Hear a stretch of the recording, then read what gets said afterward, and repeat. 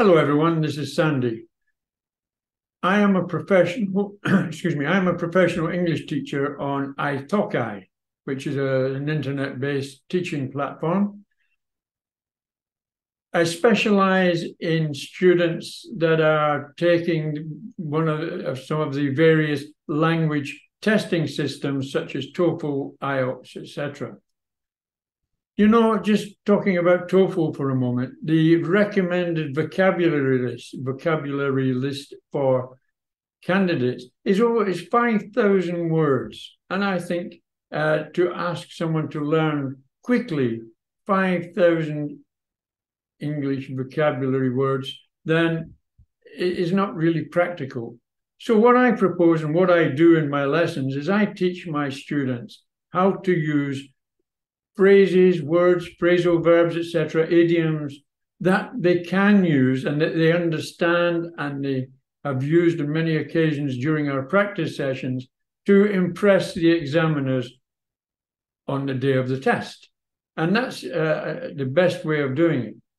So this is the start of a new series, and I'm going to be putting a lot of these phrases, words, and idioms, etc., up here on this channel for people to absorb and to get used to using them. There's not going to be a lot of them. Well, there'll be a few, but as we go along, if you dedicate yourself to learning these, when you sit down on a day, all of these phrases, words, etc., that I'm going to be highlighting can be used in the various answers that are required for the writing and speaking sections of these tests. So if you're interested and you want to use impressive vocabulary during your test, then please keep watching. And just to make sure you don't miss any, it would be appreciated if you could subscribe and you could ring the bell so that you're notified as these various videos come up and you won't miss out on them.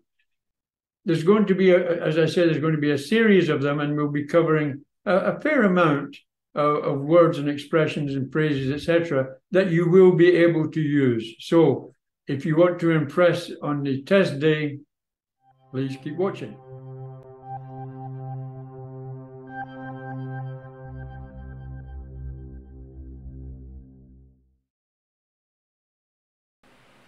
Okay, just before we start, I would like to tell you that if you're watching this video, feel free to stop it wherever you want and make a note of the word or phrase that we're discussing.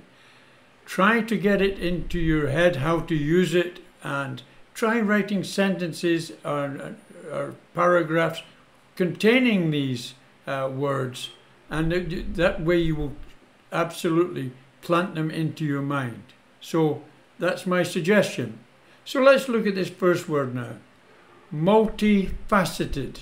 Multifaceted. Now that's the way we say it in the UK.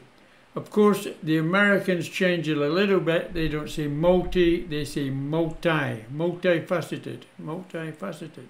So, what does it mean? Well, you know, when a jeweler is dressing a diamond, he dresses a diamond, he cleans and grinds all the various faces or facets of the diamond so that they catch the light round about, and then they reflect it out in a gleaming manner, which makes the diamonds so attractive when you see them sparkling in the light, and also makes them so expensive when you see them in the jeweler's window. So multifaceted means multi-faced, has many faces. So when we're talking about it in English, we say it can be looked at from several ways. And examples of them in a sentence is, in forming an opinion, I think this subject is multifaceted and should be considered from several viewpoints.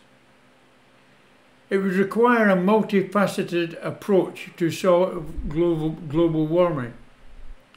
Or a multifaceted person is required to manage such an organization.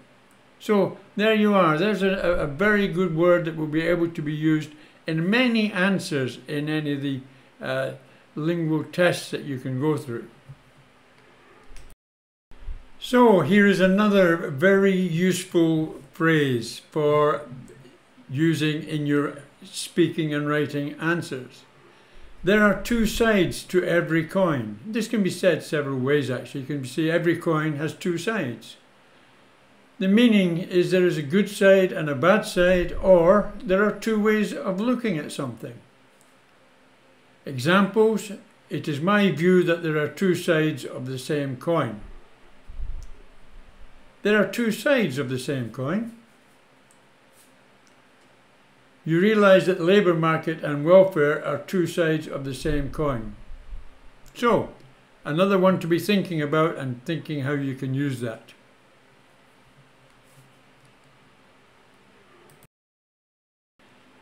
Clear as day.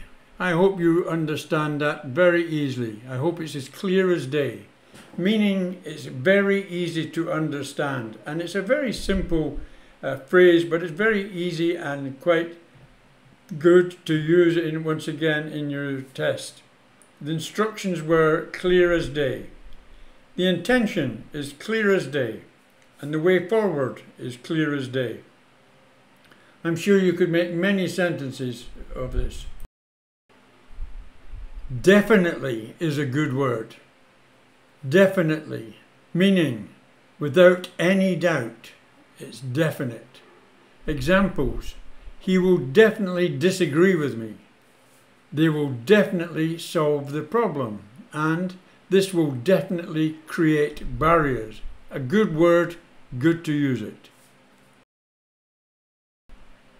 Ludicrous. The word is ludicrous. It means very foolish, the same as ridiculous. It's ludicrous. Examples: to suggest that is ludicrous. It would be ludicrous to think that this problem could be solved easily. What they propose is ludicrous. Another fine word for showing emphasis. Microcosm. Microcosm. A very difficult word maybe to pronounce for some people, but it's a very exceptionally good word for using in your test, and it's easily applicable to many things. A microcosm. So what does it mean? It means something such as a place or an event that is a smaller version of something that's much larger. So it's a microcosm of something else. Examples: this problem is a microcosm of a much larger aspect that needs attention. To do this would just be a microcosm to the solution required. What we have witnessed is just a microcosm of what we will see in the future. So, practice saying it. Get your tongue round the cosm, microcosm. I know it's a little bit difficult, but this could pay you real benefits. Go the extra mile. If you go the extra mile with studying and immerse yourself in the English prior to your test, then you're going to have no problems in getting a good result. Go the extra mile. What does it mean? It means put in additional effort. Try harder. Examples: at present this is okay, but if we go the extra mile by providing the more finance, the problem would be solved. If you want to get good results, then you will need to go the extra mile with your studies. She always goes the extra mile to look after her guests. So there you are. Another very, very good word. Sorry, phrase. On the fence. I never like people who sit on the fence. It's neither constructive nor obstructive. So sitting on the fence, what does it mean? It means it doesn't support one option or another. Examples: if they stay on the fence, nothing will happen. I am really on the fence about adopting these new measures. A good manager has to make decisions and not remain on the fence. Remaining on the fence. Okay, another good one. Read between the lines. Oh, if only we could read between the lines more often than we get the opportunity, it would prevent a lot of problems. So what does read between the lines really mean? Something that may be implied but not stated. So some examples. Reading between the lines, they will not support this idea. If you read between the lines, this is not going to work out well. Read between the lines. So I'm sure you can adapt that easily also.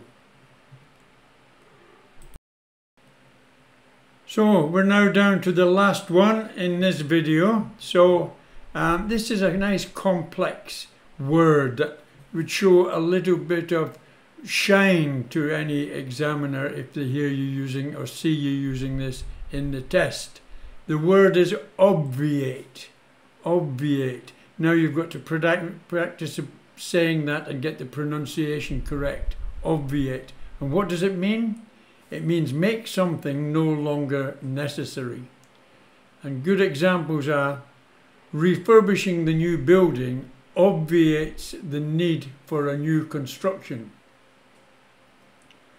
Hiring additional staff will obviate working longer hours.